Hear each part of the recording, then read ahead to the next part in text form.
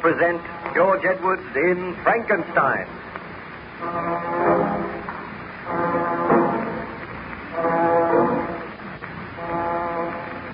Baron Frankenstein passed away the tedious days on the good ship Voyager by relating his tragic experiences to Captain Walton.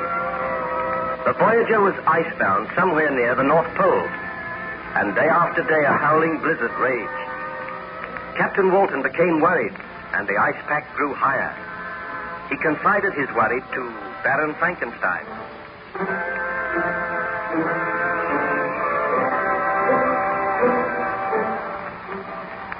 You look rather worried today, Captain Walton. Unfortunately, the weather shows no signs of abating, Baron Frankenstein. Have any of your men seen any trace of the monster? Has he attempted to visit the ship again? No one has seen any trace of it. Let us hope it has perished out there in the blizzard. I hope so, but I very much doubt it. Do you feel inclined to tell me some more of your story? Well, I have told you how the child William was murdered, and on examining the body, I formed the conclusion that the murder had been committed by the monster. I dashed back into the room where my wife and the burgomaster were waiting with Justine, and I told them that I was in reality responsible for the murder of William. They looked at me in some amazement. Then my wife... Victor, what are you saying? It is true, Elizabeth. The monster killed William, and I created the monster. He has done this for revenge because I refused to grant his request. Do you not agree with me that Justine was guilty of the murder? I swear that I am not guilty. You can release Justine. She is innocent. Burgomaster, did I not set you and your men to search for the monster? The monster which you say you created. A likely story, Baron Frankenstein. Understand, Burgomaster, that people do not doubt my word. I say that Justine is not guilty of this murder. Take your men, go and search for this monster. Then you will find the murderer. Had you examined the body closely, you would have seen the marks on the throat. I am sorry if I have given you offense, Baron Frankenstein. I was merely trying to do my duty. I appreciate that. Will you go now? Seek until you find this monster. Have no mercy. Shoot him on sight. We will do that. But of a truth, I have never seen the creature. Is it true that he is your creation? That you made him in a laboratory at the back of this house? It is true. Now go and do not question me further. Find him and kill him. Come, you men. There is much work to be done tonight. We will take our leave, Baron Frankenstein. Baron Frankenstein, I go to my knees and thank you for saving my life. I thank you for making them release me. All right, Justine. Now go. Yes, I wish to speak to the Baron, and I do not wish to be disturbed. I will go, and believe me, I will sincerely mourn the child. What have you to say to me, Elizabeth? You are a murderer, Victor. You were right when you said you were responsible for William's death. It was through your own obstinacy, your headstrong stubbornness, that the monster was brought into being.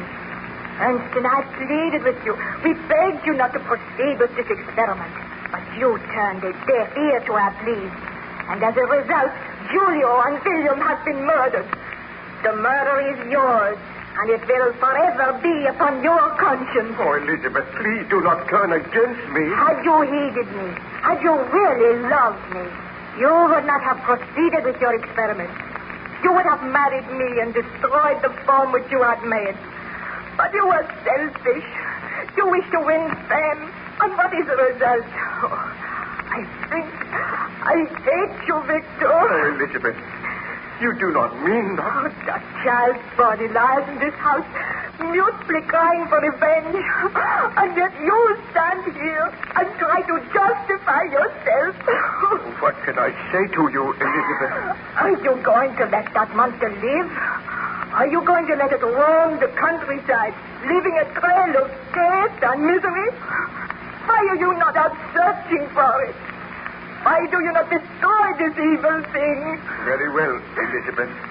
I admit that I cannot justify myself. I will go now, and I shall not return until I have slain the monster. No, Victor.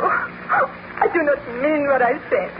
If you go out there, the monster may kill you. You have shown me my duty very plainly, Elizabeth. I will go, and I trust that I will return. You must not go, Victor. The shock and the grief caused me to speak like that. I do not hate you. I love you, and I want you to stay here. It is because of my love for you I want to repair the great sin which I have committed. You cannot go. Remember, Ernest Cabal is coming tomorrow. Tell him what has happened, and do not fear for me. Goodbye. Did you succeed in finding the monster, Baron Frankenstein? Well, I wandered out into the night. I walked through the woods. I traveled for miles until I was footsore and weary. But still I saw no trace of the being which I had created. And then, just as dawn was breaking, I came to a little clearing at the side of the woods. I looked around curiously, and then eventually I heard a woman sobbing. I hurried in the direction of the sound, and as I came through the woods, I saw a peasant's cottage. Outside the cottage, a woman was kneeling beside the body of a man. She was weeping bitterly. I approached her.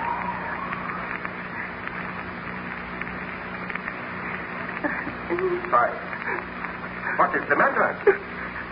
Can I do anything to help you? Who are you? Where have you come from? My name is Baron Frankenstein. What is the matter with this man? Oh, he is dead. He has been murdered. Let me see. Oh, the same marks on the throat. This man was my husband. We lived here happily together for many years. And one day a strange creature came into the woods. He seemed to be half man, half beast, always prying through our windows, following my husband when he went to his work in the woods. Today, my husband took his gun. He shot at the creature, and the bullet struck him, but it had no effect. The creature advanced. He seized my husband by the throat. I was powerless to interfere, and in a few minutes, Gustav was dead. Then the creature ran into the woods, saying that all men were his enemies. Leaving a trail of death and misery. Oh, will you help me, sir? What can I do? I am so afraid. We will take your husband's body into the house. I will return to town, and you shall come with me. It is not safe for you here. What is this strange creature? Where did he come from? He terrifies me. It will help me to carry your husband's body down gently now. Bring it in here. Come on, this way. There. We shall lay it on the couch. What can I do? Oh, Gustav, my husband. Take comfort. Although there is little I can say. Oh, what? Listen. The monster approaching. Oh, we are not safe. We shall be killed. Greetings, Frankenstein. I thought that you would follow me. I have followed you so that I may kill you. This time I have a gun. You cannot kill me. We shall see. I am wounded, Frankenstein, but I will not die. You are the second man who has tried to kill me today, the second man who has wounded me, who has taught me the meaning of physical pain. Let this woman be gone. We have much to say to each other. I will go. This creature is a devil. He cannot die. Poor woman. Why did you kill her husband? Because he was my enemy. All men are my enemies. And I take that gun from you, Frankenstein. You devil! You are so strong. Now we can talk. This woman will not return. She will run to the town for aid. I am the most wretched being on this earth. You are my creator, Frankenstein, and yet you despise and spurn me. You gave me life, a life that is filled with misery and wretchedness. You gave me this hideous form which turns all men against me. Do you expect me to love all men? Why did you kill the child? Why did you kill this poor peasant? Because he strove to kill me. Have I not the right to defend myself? Why do men strive to kill me? Why do they shudder when I appear? Is that not your fault, Frankenstein? Have I not suffered enough? Do you not think I have been punished? Everywhere I go, I seek bliss and happiness. But I am excluded because I am a hideous monster. Misery made me a fiend, but it is in your power to make me happy. Then there will be no further death, no further misery. When first you brought me to life, I was a poor, helpless, miserable wretch. I knew and could distinguish nothing, but I could feel pain, and I spent my days in weeping and misery. I will remember one day when I was oppressed for the cold. I was wandering in the woods. I found a fire which had been left by some beggars. I was overcome with delight at the warmth I experienced. I thrust my hand into the embers. I quickly drew it out again with a cry of pain. Thus did I learn the meaning of physical pain. But I have had greater suffering than that Frankenstein, wandering in loneliness. And yet you could give me happiness. I watched this couple whom you call peasants. They were happy. They loved each other. A love which I could never know. I wished to be friendly with them, but they fled from me, viewed me with hatred and loathing. The man strove to kill me. Then he died. Tell me, foul monster, why did you slay the child William? Because he meant something to you. Because I wanted you to suffer as I have suffered. And I swear this, Frankenstein, if you do not give me a mate, then you shall have no mate. I shall slay your wife. You dare to threaten to kill my wife? I swear that unless you start work very soon, unless you commence to create another creature, then your wife shall die. What happened, Madam Frankenstein? Did you agree to the conditions imposed by the monster? Oh, I can tell you no more today, Captain Walton. The memory of those horrors is still too fresh upon my mind. Return later, and I will continue with my story.